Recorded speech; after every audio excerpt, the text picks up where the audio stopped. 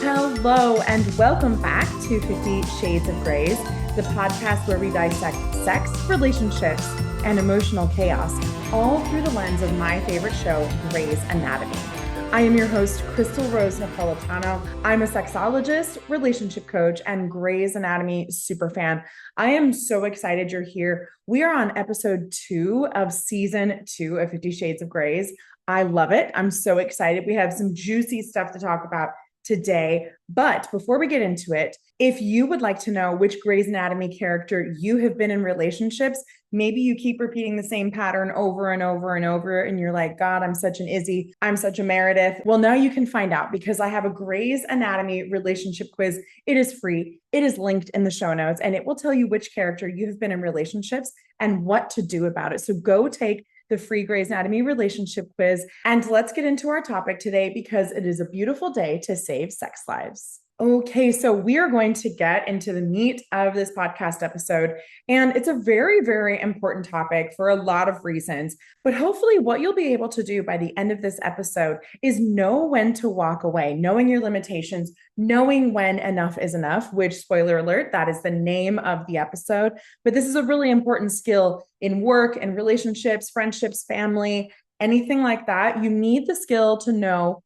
when am I passing my own limitations and when should I walk away? And we are going to get into that today because if we continually pass our own limitations, we can endanger ourselves. So we don't want that to happen. We want you having the best sex, the best relationships, the best intimacy, the best connections of all kinds. That's why you're here. But you're also here because you love Grey's Anatomy. Maybe if you don't, just wait. I'm converting people left and right.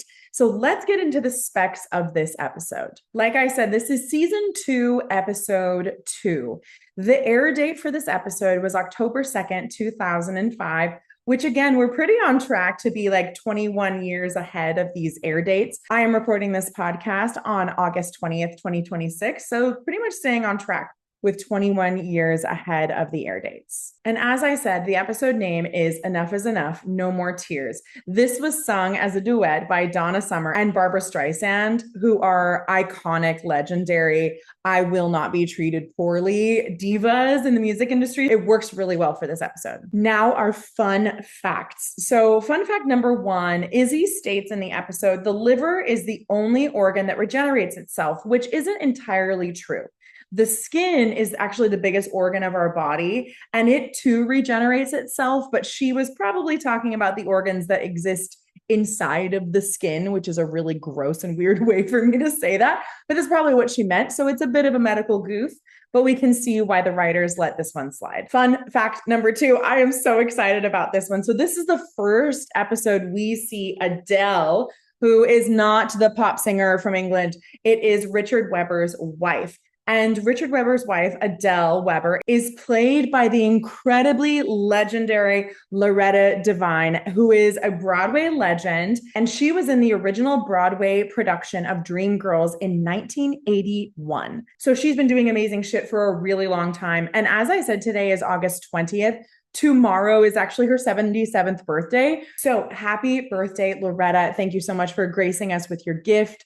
Happy birthday. We love you, you Leo queen. And fun fact number 3. So the name of the song, Enough is Enough, No More Tears. It is about a woman walking away from a relationship where she has had too much, which makes sense. But this is exactly what a couple of the characters are doing in this episode. They even say the song's name in the episode, but I've got to read some of the lyrics of this song because it is just too good and too applicable. So Barbra Streisand and Donna Summer. If you've had enough, don't put up with his stuff. Don't you do it. If you've had your fill, get the check, pay the bill, you can do it. Tell him to just get out. Nothing left to talk about. Pack his raincoat, show him out. Just look him in the eye and simply shout, enough is enough. I can't go on. I can't go on no more. No, enough is enough. I want him out. I want him out that door now.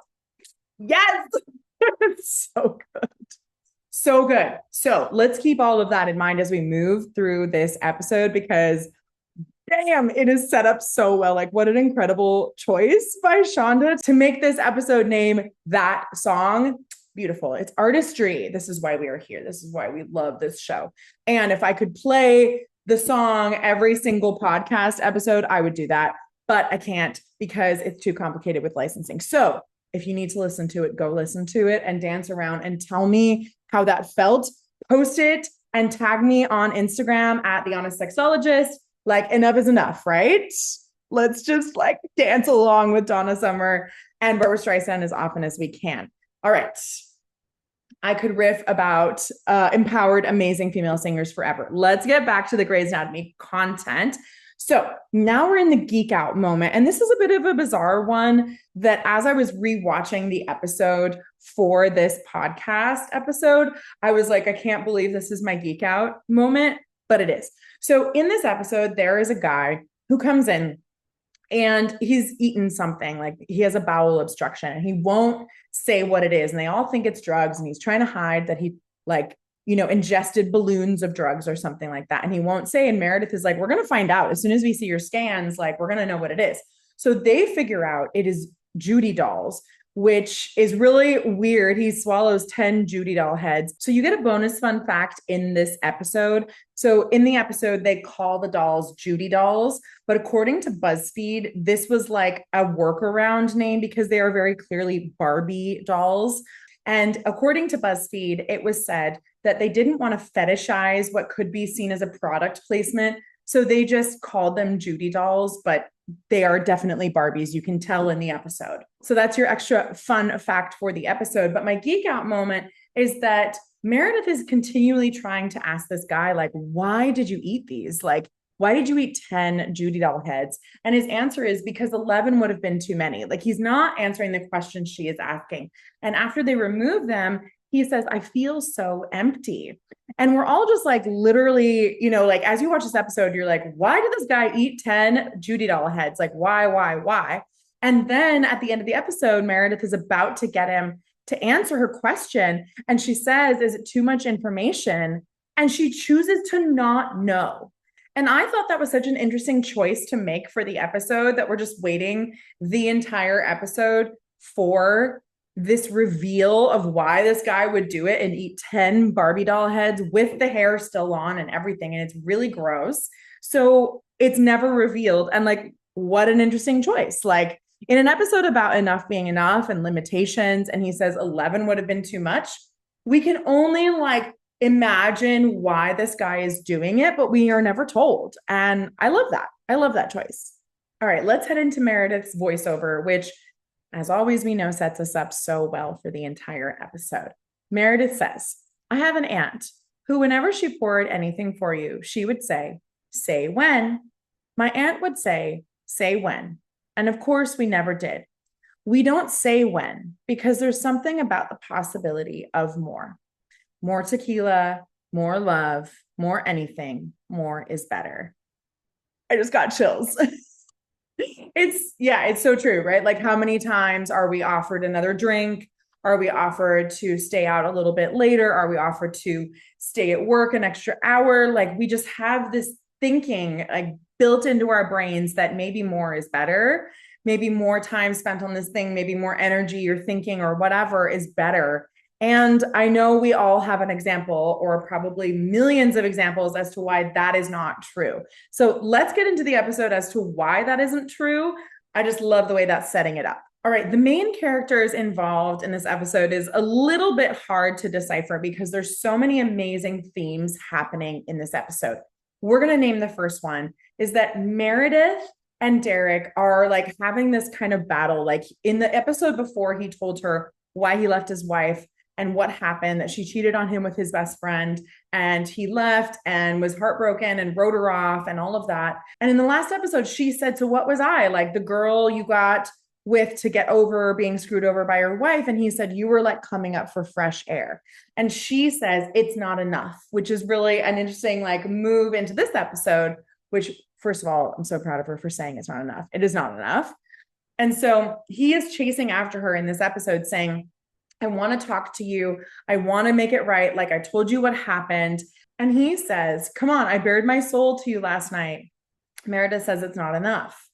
Derek says, how can that not be enough? And she says, when you waited 2 months to tell me and I had to find out by her showing up all leggy and fabulous and telling me herself, you pulled the plug. I'm a sink with an open drain. Anything that you say runs right out. There is no enough. Love. I loved it. I love it. Thank you, Meredith. Yeah, he totally screwed you over. He withheld crucial information for 2 months and you had to find out by his wife. Like, gross. That's horrible. And I love that line. There is no enough, which is a really interesting compliment to the theme of the episode. Then we have another huge storyline where a woman is brought in and her abusive husband is also brought in. He caused an accident on the highway. She is with her son and she shows signs of abuse. And Christina Yang discovers signs of abuse on her back. There are some bruises on her back. And this storyline is really sad because her husband needs a liver donor. And we have moments with the son talking to Alex Karev and sharing how angry he is with his dad. And Alex is like empathizing with him because he also had an abusive father, but this woman is staying with him. And it's a really hard storyline, really well written for the episode though. And then there's other little storylines too. I'm going to focus on the first two more so in this podcast episode, but Adele wanting Richard to retire because she has had enough without her husband being around. Christina says to a patient, love has its limits, very clearly on theme. George comes clean to Olivia and says, I like you, I just don't like you enough. And because she continuously is throwing herself at him and he's just not into it because he's secretly in love with Meredith, as we know. And then Addison had had enough being ignored by her husband. And she claims that sleeping with his best friend was a cry for help to try to get attention. And now moving into the shadow. So what is going on underneath the surface? Why would someone stay in a situation that isn't good for them? Well, one of the answers is very straightforward. People pleasing, right? And people pleasing is fear. It's fear of loss of attachment. It's fear of loss of your home. It's fear of loss of safety. It's fear of loss of what people might think about you. But there's also fear of repercussion. If I don't fawn over this person or just put up and shut up, then I might lose them. There might be repercussions. I might be in danger. So it's all a move to stay safe. People staying in situations that they don't want to be in is all a move to stay safe. So in sexology mode, let's talk about what is hot and what is harmful. So knowing when to walk away isn't just a decision. It's a nervous system alert, right? Your nervous system will start to tell you, hey, this is enough. This is enough. I've had enough. I can't do this. Your body starts to speak before your brain does. And our brains have learned to override that signal. And we have been given a lot of reasons to do that. We've been taught to gaslight ourselves. Oh, just pull yourself up by your bootstraps. It's not that bad. We make all these excuses. And who is that really benefiting? Most of the time, it's benefiting the person causing us harm. It's not actually benefiting us to become a martyr or to stay in situations that are draining our life force. That's not benefiting us. We think it is maybe because if I leave, then I won't have a partner or I won't have a job or I won't have a friend. But is it really worth this continually damaging situation just for us to say, I have this thing? And there's a big theme in this episode where the body is screaming, I've had enough, but the mind is still negotiating. And that's really a common place to be. And that's why in this episode, I'm going to give you a few tools so you know when to head out, when it's okay, when is enough, right? We're going to use the name of the episode. So what is hot? Hot is Meredith knowing her worth and not taking Derek back just because he bared his soul to her and her saying, well, this isn't enough. You just explaining to me what happened isn't enough. It's not repairing the situation. He's just explaining his intention. And anybody who's done any conflict resolution work or has just been on Instagram in the past 10 years, we know intention and impact are not the same thing. And an apology and an explanation of our intention is not repair. That's actually about us. Making it about our apology and what our intention was is not repairing what we did, is not acknowledging the impact on the other person. And so if you're wondering, I've apologized to them so many times, yeah, you probably haven't repaired though.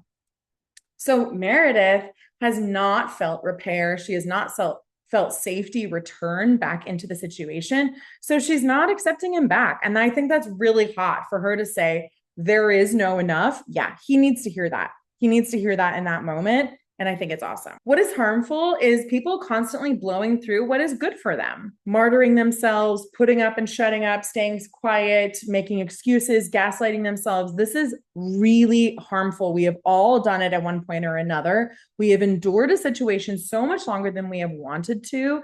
And what has it gotten us? We thought we were doing the right thing at the time. We don't have to shame our past selves, but really recognizing those patterns of like, wow, I could have left a long time ago. I could have really realized what was happening in my body. I could have slowed down. I could have come out of survival mode. I could have just taken a pause to see, wow, this is really doing damage to me. And that's harmful. It's not hot. So political and cultural influences at play. The main thing here is this woman who was being beaten by her husband.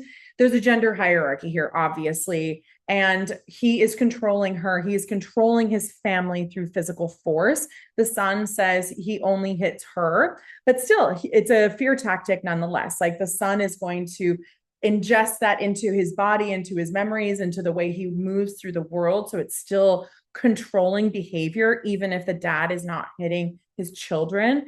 And the son feeling like he has to save his mom. That's another like kind of gender dynamic where the son has to come in and save the mom from the dad. We see that in a lot of media. And that's just really, and that's just a really common trope. And then I think it's so great that the son, he forces her at the end of the episode to get the authorities involved and to move out. And I think that's a really great way that he quote unquote saves her, because he's forcing her to save herself.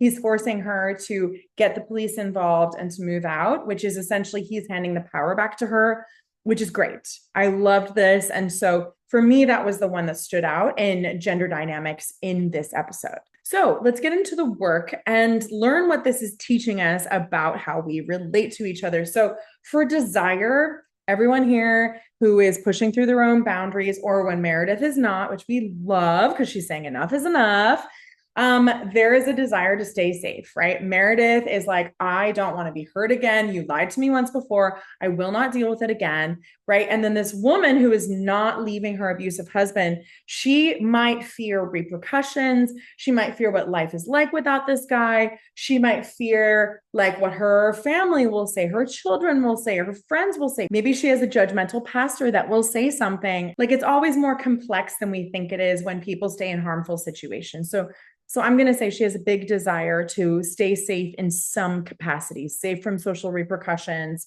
or from being abandoned, or maybe repercussions from her husband if she leaves, or maybe she just believes like, I have to save him, right? Maybe she thinks that the son is trying to save her. She's trying to save her husband. We don't know, but she has a desire to stay where things are the same. She has a desire to stay safe. And sometimes things feeling familiar feels more safe than a safer new situation. And what is this teaching us about attachment? Well, most of the characters in this episode are acting out of fear. Addison slept with Mark out of fear, out of never being touched again, or fear that her husband wouldn't notice her. Derek acted out of fear by not telling Meredith that he was married. This wife is acting out of fear that she is maybe, I don't know. We don't know the repercussions or what she is exactly fearing. George doesn't originally tell Olivia. He doesn't feel a certain way about her, probably because he's too afraid to say it. And I think the one person who is not acting out of fear is the son of the abusive father. So what happens here is the abusive father needs a new liver. And the only person who can donate to him because he has a specific blood type is his son. So his son has to make the decision, do I want to keep my abusive father alive? He talks to Alex Karev about it. We can see him really deep in thought throughout the episode. And in the end, he says, I want to do it. And he said, but I have some conditions. And that's when he tells his mom, you're going to report to the police and we're moving out. And I honestly, I watched the episode just a few minutes ago, and he was so grounded in his decision-making. It was like he wasn't making it out of fear anymore. He was making it out of resolve and conviction, which is beautiful storytelling and beautiful writing, that he's like, I want my mom to be in a safe position. So he, I think, is the only one who was securely attached in this episode, or of the main characters we're talking about right now. Beautiful, beautiful, beautiful. So on attachment, everyone is acting out of fear except this guy, and it's gorgeous. And what does this episode teach us about communication? Well, we need to be willing to communicate our limits.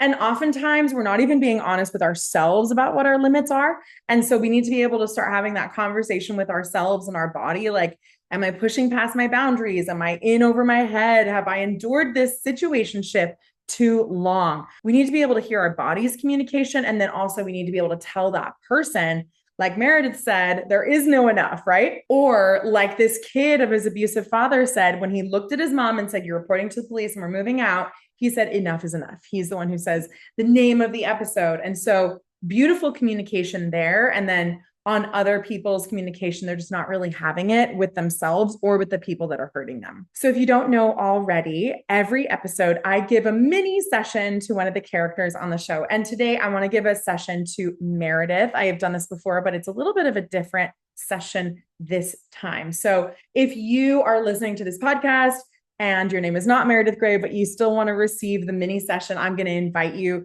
to follow along and receive whatever feels good for you to receive. So Meredith Gray, I'm going to invite you to come in and sit on my couch.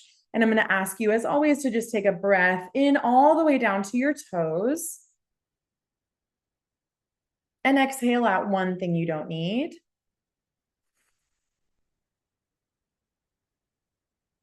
And do that 2 more times. Inhale.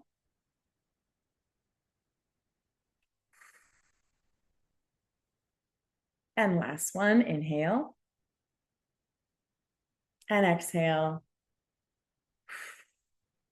Okay, so Meredith, first of all, I am so proud of you for telling Derek that him seeing you as coming up for fresh air is not enough.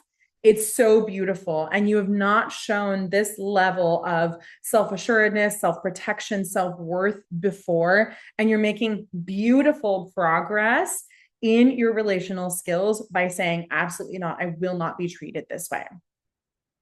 You are completely right. Like, it's not enough. You shouldn't be treated this way. And you were owed the truth a really long time ago. And you standing in your boundaries is so beautiful. So let's just get a little more clear about boundaries so you can keep kind of tapping into them. So I'm going to have you take a breath in. And I want you to notice one time someone did you wrong. And notice that feeling in your body of when they did you wrong. Maybe your stomach clenches, maybe your heart pounds, maybe your hands get sweaty, but just notice that thing. And then notice your body when I ask you this next question. Do you want to have a 3-hour-long dinner with that person? Your body probably did something like a jolt or something like that. Listen for that signal. Next time you are in a situation that feels like you're just enduring or tolerating and it's going on forever, watch for signals like that in your body. Only you can know what it is. I'm not in your body, but start to watch for signals like that so you don't get into a situation again where you're enduring something that doesn't feel good.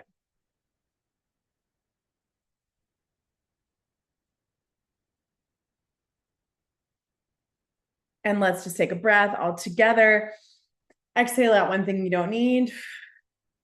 All right, let's go into the hot tip for the week for my listeners. So I want you to do exactly what I shared with Meredith Gray that she should do. I want you to tap into your limits. If you're feeling uncomfortable sensations in your body for long periods of time, like I'm a big proponent of noticing patterns rather than one singular event. Notice patterns. And if you continually feel like your body is closing up, shutting down, like getting anxious and like fearful, you don't quite feel like yourself for long periods of time, notice that. That's like really good information for you in a situation. And we shouldn't be pushing ourselves on a scale of 1 to 10. We shouldn't push until we're at an 11 and then go, okay, it's time to leave. I heard on Instagram or TikTok or something recently that doing your best and going all in is everything you do before it starts to impact your mental health.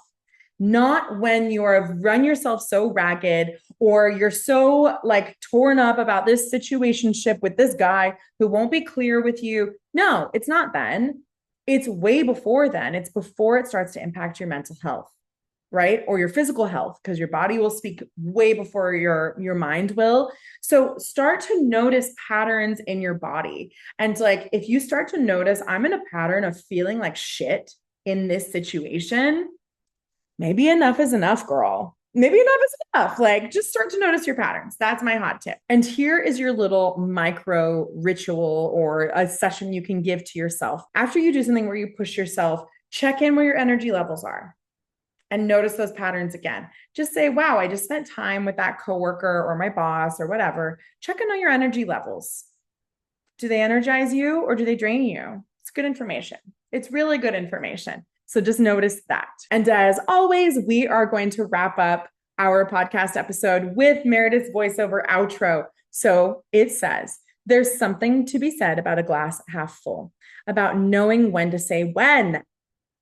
Meredith, knowing when to say when, I think it's a floating line, a barometer of need and desire. So I love that. It's entirely up to the individual and depends on what is being poured. Sometimes all we want is a taste. Other times there's no such thing as enough. The glass is bottomless and all we want is more. And the episode ends with her like looking from the gallery into Derek doing a surgery. And it's really incredible foreshadowing. So thank you so much for listening. I am so thrilled you're a listener of 50 Shades of Grey's. If you haven't yet, go take the Grey's Anatomy relationship quiz. Come back and put your character in the comments or go comment on a post on my Instagram at The Honest Sexologist. And I am so proud of you for being here, for doing the work, and for continuing to show up and wanting to evolve. So thank you so much for listening. And I love you, you messy human.